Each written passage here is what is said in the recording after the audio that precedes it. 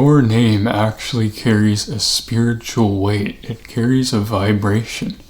The power of your name, it should never be underestimated.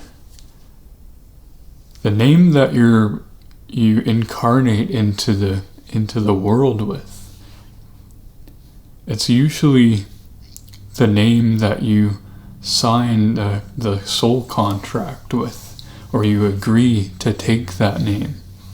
So that's the first name that you incarnate into the world with, like your birth name that's on your birth certificate and that your parents choose for you is very important because it's what your soul agrees to. And you also agree to, name changes or nicknames throughout your life. And this is different from your spiritual name. Your spiritual name is what you go by in the spirit world or as a spiritual energy being, not in the physical world. And so the power of your actual name at birth is very important. There's a profession of spiritual healers called namologists, and they actually study the spiritual kind of stuff behind names. And a namologist will always ask, what was your name at birth? Because they get information and downloads this way from spirit. And usually when you're incarnated, spirit will talk to you in your original birth name, your name at birth. I know when I was born as Michael, but I went by Mike for, around high school, because I felt people calling me Michael it was too close to home, it hit too close to home. So I used the name Mike as a shield, per se. But I realized what I was doing was I wasn't letting people communicate with me and, say the full power of my name. Mike was just kind of like a shield, like, okay, let's get this conversation over with quick, But the power of your name, the spiritual power, it literally holds a vibration, right? If someone says Mike, like, hey, Mike, it kind of feels like it lacks power versus if someone's talking to me and they say, hello, Michael.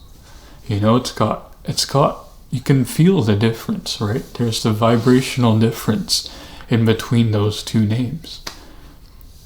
And after, 4 years or 5, 6 years of going by Mike, I realized it just wasn't serving me anymore. I needed it for that period in my life where a lot of stuff was going on.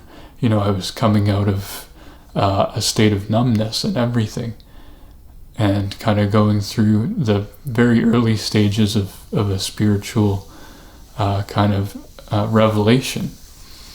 So I needed that kind of shielding and protection where people couldn't say the full power of my name. But, it was kind of unfortunate that I chose to do that, because people were saying my nickname, which was Mike, and they couldn't fully connect with my soul essence, which is most resonating with the name Michael. Do you see what I'm saying, right? The name that you are birthed with is very powerful. And so then nicknames come up too, right? Throughout your life. And sometimes this can resonate with you, your soul essence, or sometimes it doesn't resonate. And so just feel into that. And if someone goes by many different names, they have 3 or 4 different names that people call them, or nicknames, or whatever, it can be a bit confusing for the soul.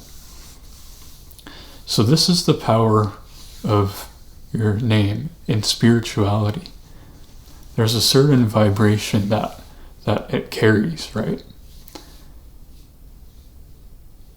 And if your name is a specific meaning, research into that if your name means anything spiritually.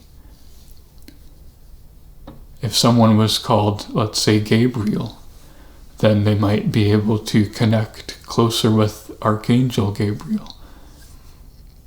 Just things like that, right? Your name actually holds way more power than we give it.